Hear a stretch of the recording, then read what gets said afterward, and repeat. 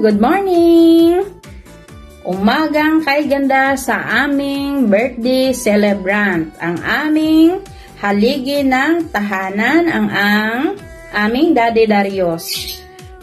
At ito ay mga short message lamang ng mga pinaka-importanting tao na gustong magpaabot ng kanilang pagbati sa iyo. At sana mapasaya ka namin sa simpleng mensahe na ipapaabot namin sa iyo.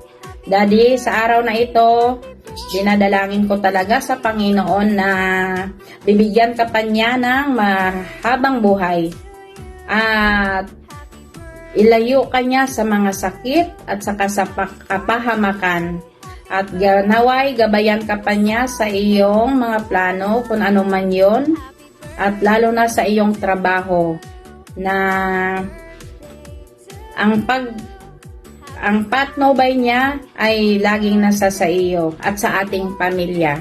Happy birthday once again, at ito yung mga taong gustong magpaabot ng kanilang pagbati. Hi Tito, happy birthday Tito. Ingat ka po palagi dyan, and ang wish ko ay maging mabuti ka po dyan at sana hindi ka po magkasakit. Miss ka po namin Tito, and thank you sa lahat. Hello po Tito, happy birthday po. Since nasa ibang bansa ka po Tito, ipagpapray ka na lang po namin na sana good health po and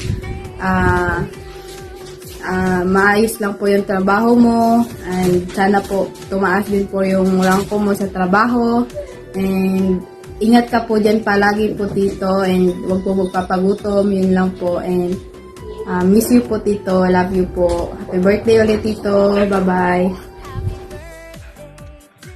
Hi Tito, happy birthday po. Wish you all the best and have a good health always and take care always. And God bless you. Bye po. I was on my way to school, and before I leave, I want to leave you a simple and yet short happy birthday message. Happy birthday, Dad. I want you to be reminded on how cherished and valued you are. And may your day be filled with joy, surrounded by loved ones. And here's to the countless more birthdays and memories that we may share together. May they all be remarkable as you. And with all my love, happy birthday. Happy birthday po, Daddy. Sana po good health po kayo dyan palagi. Thank you po sa mga suporta na inanin niyo po sa amin. At sana po mag-guide ka po ni God. And namiss na po namin po kayo. At yun lang. I love you and happy birthday again.